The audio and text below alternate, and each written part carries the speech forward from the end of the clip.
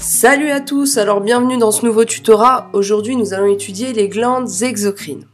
Donc qu'elles soient microscopiques ou macroscopiques, les glandes vont être regroupées sous forme d'unités fonctionnelles sécrétrices constituées de cellules épithéliales glandulaires et lorsqu'on les examine, elles vont donner des structures reconnaissables que nous allons étudier tout de suite. Tout d'abord, nous avons les glandes unicellulaires. Ces glandes vont appartenir aux épithéliums de revêtement et l'unité la plus élémentaire correspond à la cellule dite caliciforme qui va avoir un pôle muqueux ouvert. Donc on retrouve notamment ces cellules caliciformes au sein des épithéliums intestinaux. Ensuite, nous avons ce que l'on appelle les groupements de cellules. Ces groupements de cellules vont se présenter dans des glandes intra-épithéliales au sein d'un épithélium, comme par exemple les glandes de Litre qui se situent au sein de l'épithélium urétral et qui vont tapisser l'urètre.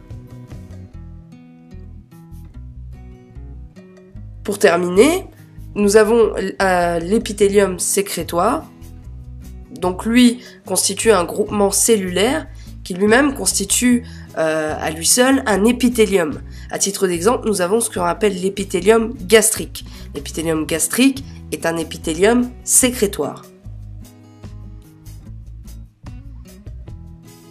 Maintenant, nous avons une caractérisation de ces glandes exocrines par la forme. Donc on peut avoir des formes tubulaires, donc le tube peut être droit, contourné ou même pelotonné, et le tube est ouvert à la surface de l'épithélium, et le produit de sécrétion va être déversé dans la lumière du tube. Par exemple, on retrouve ce type de glande dans l'intestin. Maintenant, les glandes de forme acineuse, elle va présenter au fond une forme sphérique en grain de raisin, et le contenu est également déversé à la surface de l'épithélium. Par exemple, on retrouve ce type de glande dans le pancréas. Pour terminer, nous avons la forme alvéolaire, donc forme de sac déformé. Le contenu est également déversé à la surface de l'épithélium. Exemple cette fois dans les glandes sébacées.